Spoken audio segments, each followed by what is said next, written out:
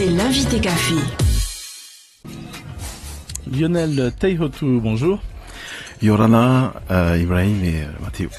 Alors, vous êtes chargé des événements au GIE Tahiti Tourisme. Le 22e salon du tourisme s'est achevé sur un succès qui, on a l'impression, grandit d'année en année.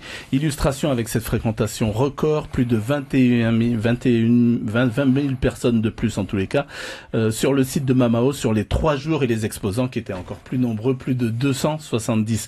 Alors, seule ombre ou seule tâche au tableau, il n'y avait plus de place dans les avions. Les 3300 billets d'avion sont très très vite envolés et donc du coup, eh bien, des structures d'hébergement ont été obligées soit d'annuler, soit de rembourser des clients.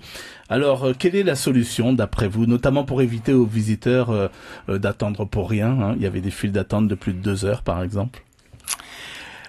Alors c'est vrai que tout d'abord, donc au nom de Tahiti Tourisme, on souhaitait remercier bien entendu notre partenaire historique qui est Air Tahiti, sans qui on aurait vraiment des difficultés à mettre en place ce salon du tourisme. Alors, ce qu'il faut retenir, c'est que déjà d'avoir eu les chiffres au niveau des billets, c'est une grande avancée parce que d'habitude on attendait quand même au moins une semaine pour les avoir. Donc, on peut remercier quand même encore une fois notre partenaire. Et pour comme vous citiez à l'instant, du moins des ombres peut-être à notifier. Alors, il semblerait que donc certains clients aient eu des soucis pour à avoir leur billet d'avion dans les mêmes périodes qui coïncidaient avec la disponibilité des hébergements. Alors c'est vrai qu'il y a un process qui est mis en place. Normalement, le client doit aller voir d'abord notre partenaire aérien. Ensuite, en fonction des disponibilités, va donc voir son hébergeur. Et bon, en général, ils ont déjà rencontré aussi leur hébergeur, de façon à avoir la dispo également au niveau hébergement, que ça coïncide. Et ensuite, donc normalement, étant donné que la réservation a été faite, pré-réservation a été faite donc sur Air Tahiti, donc normalement il n'y a pas de souci pour pouvoir accéder et avoir donc le billet d'avion en question.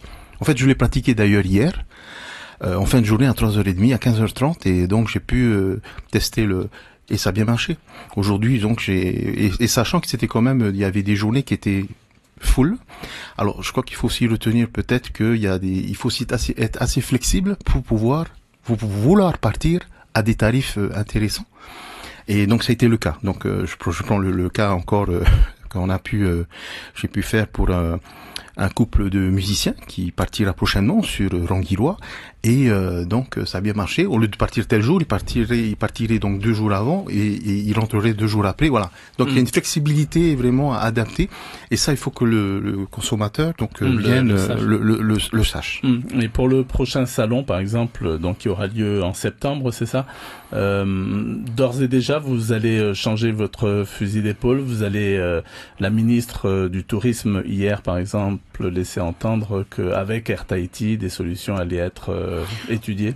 Oui, c'est vrai que là, dans les jours qui viennent, là, il va y avoir une rencontre, sans doute, avec tous les professionnels qui sont donc qui ont suivi ce salon depuis plusieurs années, à la fois au niveau des hébergements, de l'activité sans doute, Tahiti Tourisme bien sûr, et le ministère, bien entendu, et forcément Air Tahiti. On pense que ça devrait évoluer positivement, on espère en tout cas, mais sans doute peut-être une information peut-être plus évidente, de façon à ce que les visiteurs sachent tout de suite, voilà la procédure. 1, je vais voir le transporteur, 2, l'hébergement, et ensuite de façon à ce que je suis sûr de partir, de ne pas pouvoir apparemment il y a des remboursements, mais c'est étonnant. D'accord. Alors pour contourner ou pour pallier ce manque donc de place dans les avions, est-ce que la solution ne pourrait pas venir de la mer? Comme par exemple, on a vu les marquises qui vont desservir les îles avoisinantes. Ah, c'est sûr que le domaine maritime, on a quand même 5 millions de kilomètres carrés. Donc c'est vrai que c'est un aire du moins important. Et c'est vrai que sur le plan éventuellement dans les salons prochains, ça pourrait être une bonne opportunité. En tout cas, par le passé, ça avait été le cas. Donc il y avait donc des anciennes sociétés qui s'étaient lancées et donc ça avait marché. Donc pourquoi ça avait été abandonné? Bon, après sans doute que pour des raisons, je crois, administratives, donc certaines de ces sociétés ont dû peut-être abandonner leurs projets.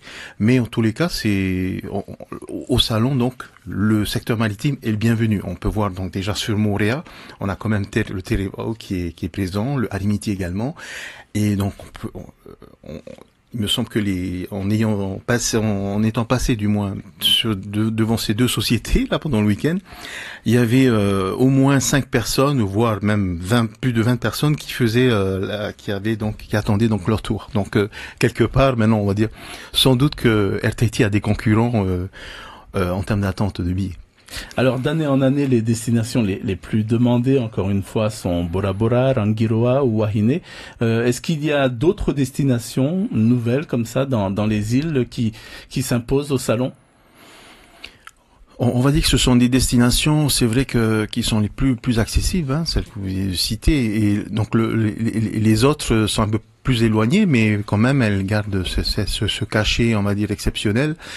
Et donc c'est tant mieux. Alors bien sûr, il y a forcément une fréquence aussi au niveau donc une rotation au niveau du transporteur qui joue aussi un rôle important, hein, au niveau donc des sièges disponibles, parce que forcément entre un ATR, je crois 42 et 72, il y a quand même des différences au niveau donc du nombre de sièges. Mais quelque part, on sent aussi avec le bouche à oreille, et je crois que les réseaux sociaux aussi jouent un rôle important. Beaucoup de visiteurs n'hésitent pas aujourd'hui à aller très loin par exemple, il y a une île qui est très très en vogue, c'est Mataiva, et Mopiti également. Donc on va dire ce sont les petites îles qui se trouvent un peu aux extrémités des archipels qui ont leur côté, on va dire entre guillemets fashion, branché, on va dire, où les gens ont envie de voir, de connaître ces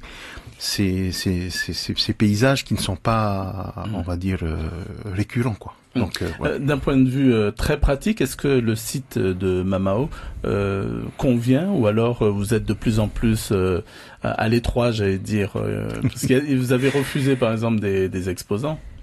Ben en fait, c'est vrai que Tahiti Tourisme fait un appel à candidature pour avoir un prestataire qui nous organise le salon, et c'est vrai que DB Tahiti donc a répondu plusieurs fois donc positivement de par sa façon de faire, et également au niveau de la logistique qu'elle met en place.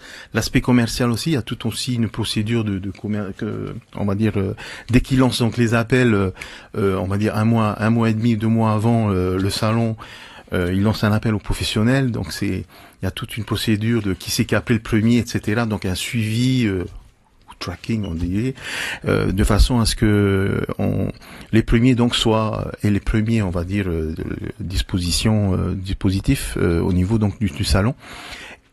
Le site est très bien, et c'est aujourd'hui à l'unanimité des exposants. C'est un site qui est au centre-ville. C'est vrai qu'il y a des soucis le vendredi, étant donné que c'est quand même beaucoup de gens viennent en ville et repartent pour le week-end. Mais ensuite, le samedi, dimanche, on va dire qu'il y a aucun souci au niveau du parking.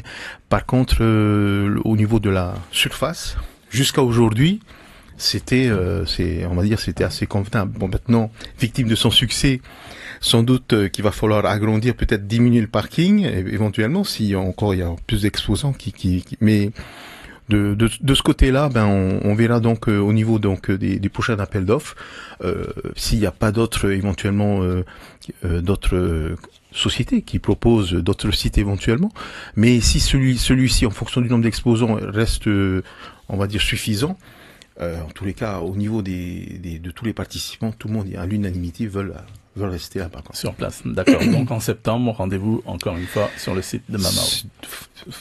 De fortes chances. Oui. Merci beaucoup Lionel Teihotu. Je rappelle que vous êtes chargé des événements au GIE Tahiti Tourisme.